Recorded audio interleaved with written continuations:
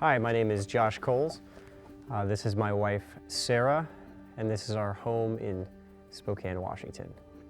We are currently serving with Moody Aviation here in Spokane.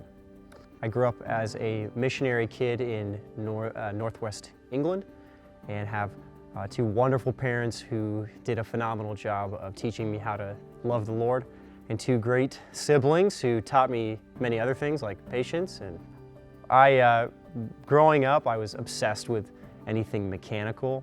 I loved to take things apart, electronics, old generators, stuff like that. I was not as great at putting them back together, but that was something that came with time. I used to get very upset when my mom would throw away any cardboard that I thought could be fashioned with a little bit of tape into something that looked like an airplane or something like that. So that passion in me grew as I got older, and I loved my engineering classes. I loved something we called design and technology. I really enjoyed that stuff.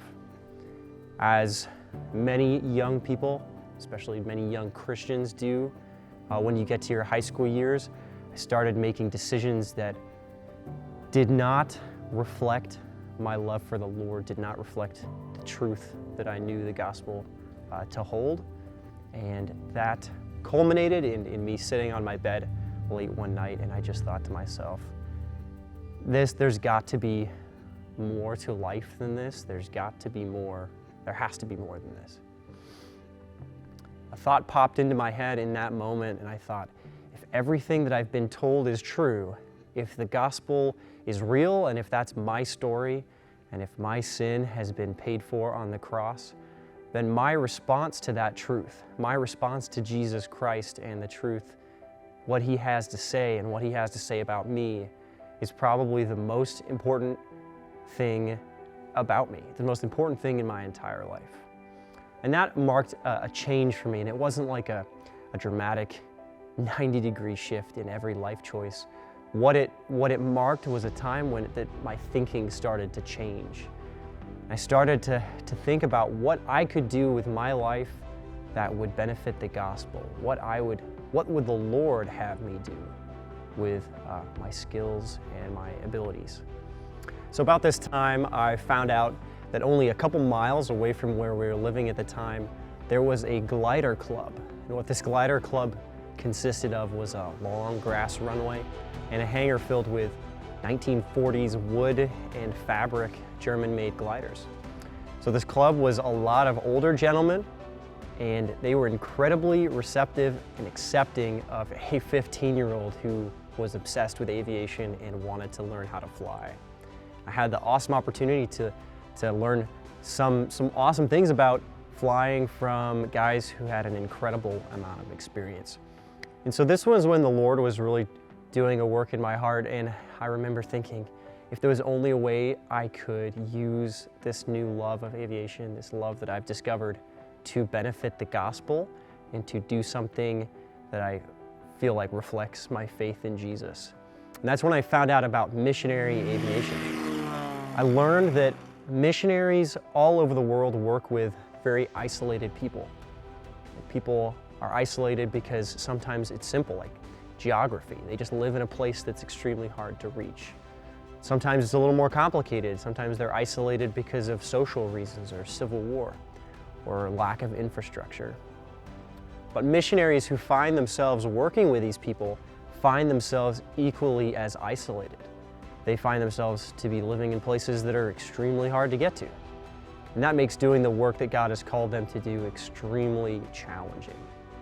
Since about the end of World War II, missionaries have been using airplanes as a tool to overcome some of the challenges of working with isolated people.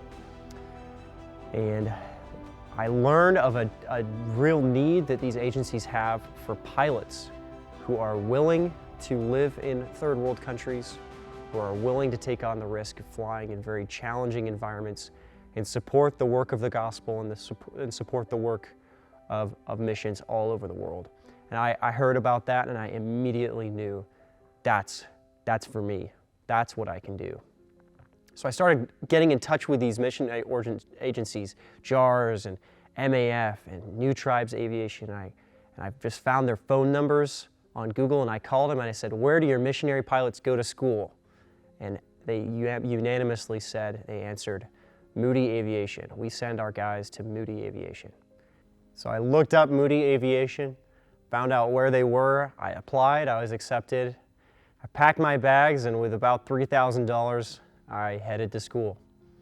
The next 5 years of training were an incredible journey, were an incredible story of the Lord's provision.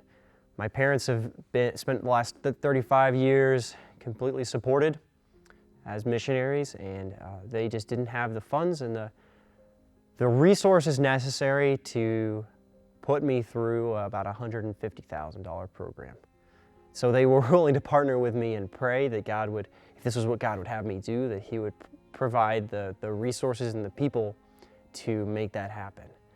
And it was an incredible journey, and it's such a blessing to be in a situation where God's provision is so obviously from Him. It had nothing to do with me. And those were just some amazing years of training, gaining a lot of maturity, as well as just technical training at Moody. At Moody, you're not only trained as a pilot, but you're also trained as a mechanic. And the purpose behind that is giving you the skills that you need and the training that you need to fix your airplane if you are the only mechanic around.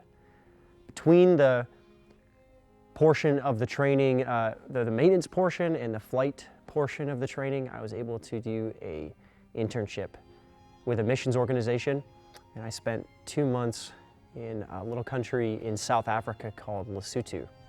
And that was an incredible experience. It was so valuable to go and see the difference that airplanes were making in third world countries. While I was in Lesotho, I had a great opportunity to meet a lady who was living in the mountains, and she was a missionary, and she had been working with these people, these very isolated people, for many, many years. And I was able to interact with her a little bit, and she told me about what an impact and what a difference an airplane had made in her life and ministry there.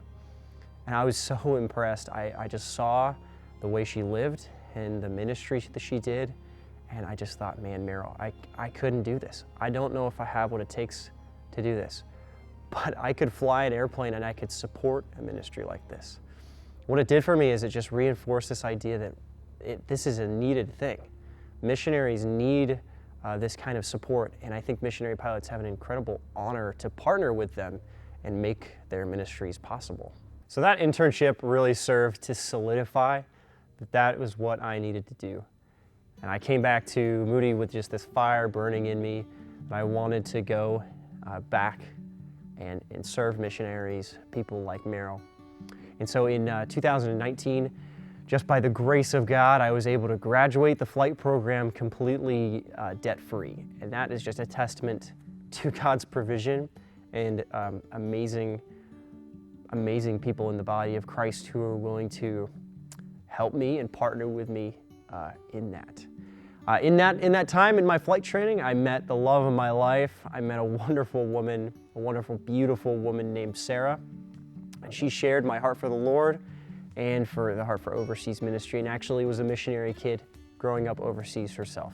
So we just got married in December of 2020. By the grace of God, I was able to graduate debt-free, but I didn't have the experience and the hours necessary, the flight time necessary to join a missions organization. So again, I contacted missions agencies and asked them, what do your pilots typically do to gain flight experience? And their number one recommendation was to get your flight instructor certification and to teach. And I thought, where better to do that than to train other students who shared the same goal and the passion that I did here at Moody. So I approached Moody with my interest of teaching, and they graciously offered me a position and a contract to stay at Moody and teach for 2 years.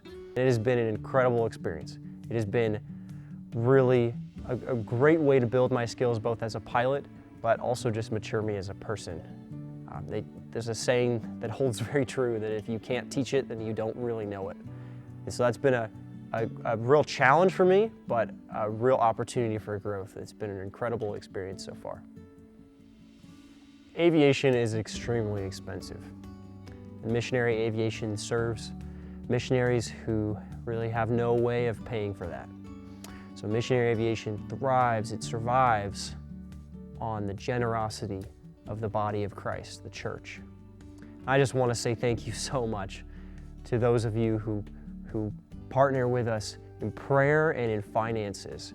And I want to extend an invitation that you would prayerfully consider joining with us in breaking down barriers of the gospel so that everyone would have an opportunity to place their faith in Jesus Christ.